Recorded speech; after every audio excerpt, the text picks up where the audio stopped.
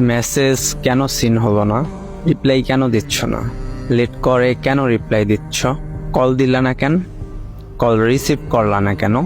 কই ছিল এতক্ষণ? অনেক ব্যস্ত, আমাকে সময় দাও না, আমাকে একদমই ভালোবাসো না।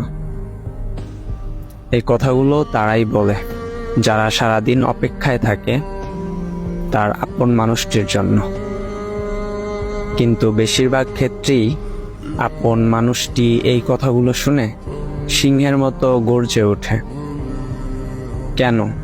কেনই বা তাকে কৈফিয়ত দিতে হবে? সে তো চুক্তিবদ্ধ নয়।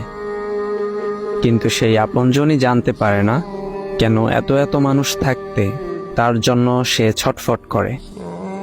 তারা কখনো জানতেই পারে না পৃথিবীতে হাজার হাজার মানুষের ভিড়ে সে নিজেই কারো পৃথিবী হয়ে আছে।